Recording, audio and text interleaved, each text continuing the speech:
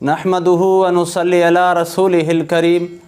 میرے عزیز ساتھیو، آج سے ہم قربانی کے مسائل شروع کرنے کا سلسلہ شروع کیا ہے۔ تو قربانی سے پہلے میں آپ کو کچھ باتیں وہ بتاؤں کہ ہم قربانی کیوں کرتے ہیں، اور یہ قربانی کب سے شروع ہوئی ہے، اور سب سے پہلے قربانی کس نے کی تھی۔ حضرت ابراہیم علیہ السلام اللہ کے نبی بھی تھے اور اللہ کے خلیل بھی تھے، یعنی اللہ کے دوست تھے، اور جب انہوں نے اپنی قوم میں تبلیغ کی اور لوگوں کو اللہ کی طرف بلانے کی کوشش کی، لیکن قوم والوں نے نہیں مانا، شرک کو نہیں چھوڑا، تو حضرت ابراہیم علیہ السلام کو اللہ تبارک و تعالیٰ نے ملک شام کی طرف ہجرت کرنے کا حکم دیا، اور قرآن مجید میں ہے وقال انی ذاہب الی ربی سیہدین۔ تو ابراہیم علیہ السلام نے فرمایا کہ میں اپنی رب کی طرف جا رہا ہوں، وہ مجھے اچھی جگہ عطا فرمائیں گے، یعنی رب کی طرف کا مطلب یہ ہے کہ مجھے رب نے ہجرت کرنے کا حکم دیا ہے، اور اچھی جگہ وہ عطا کریں گے جہاں عبادت کرنے میں کوئی دشواری نہیں آئے گی۔ تو وہ ملک تھا ملک شام، جو نبیوں والا ملک تھا۔ تو عراق کے صحراؤں سے ہوتے ہوئے حضرت ابراہیم علیہ السلام شام پہنچے اور اللہ سے دعا مانگی۔ کون سی دعا؟ رب حب لی من الصالحین، اے اللہ مجھے صالح نرینہ اولاد عطا فرما۔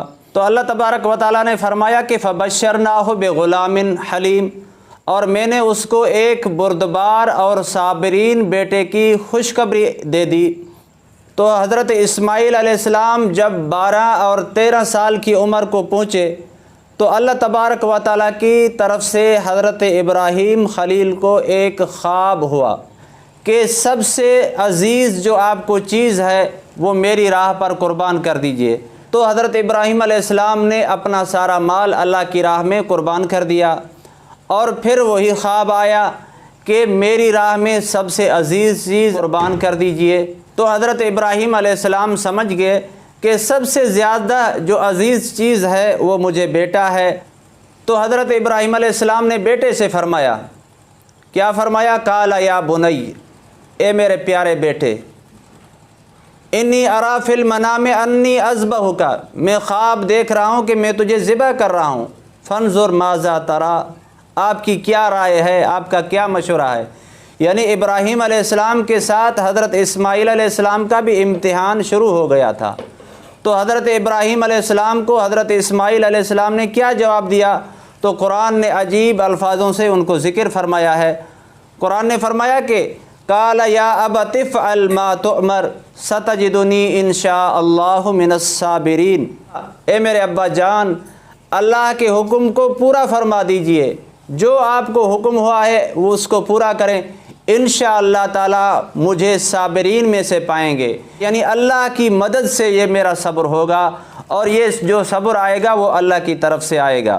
فلما اسلما وتلہ للجبین، جب دونوں جھک گئے، یعنی اللہ کے حکم کے آگے بیٹا اور باپ دونوں جھک گئے، دونوں نے فرما برداری کی، وتلہ للجبین، تو حضرت اسماعیل علیہ السلام کو حضرت ابراہیم علیہ السلام نے پیشانی پر لٹایا۔ حضرت اسماعیل علیہ السلام فرما رہے تھے، ابا جان میرے آنکھیں بند کر دینا، اور میری جو قمیص ہے اس کو اٹھا کر میری امی جان کو پہنچانا، اور چھری کو تیز کر دینا، جلدی جلدی چلا دینا، تاکہ آپ کی دل پر رحم نہ آ جائے اور ہم دونوں اس امتحان میں ناکام ہو جائیں۔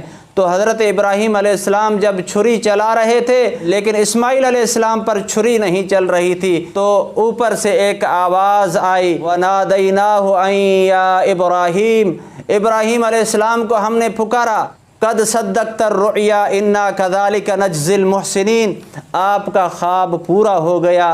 یعنی ہمارا یہ ارادہ نہیں تھا کہ اسماعیل علیہ السلام کو ذبح کیا جائے، ہمارا یہ ارادہ تھا کہ آپ کا اور اسماعیل علیہ السلام کا امتحان لیا جائے۔ تو اللہ تبارک و تعالیٰ نے فرمایا وَفَدَيْنَاهُ بِذِبْحٍ عَظِيمٍ، تو ہم نے ابراہیم علیہ السلام کو ایک بڑا ذبیحہ عطا فرما دیا۔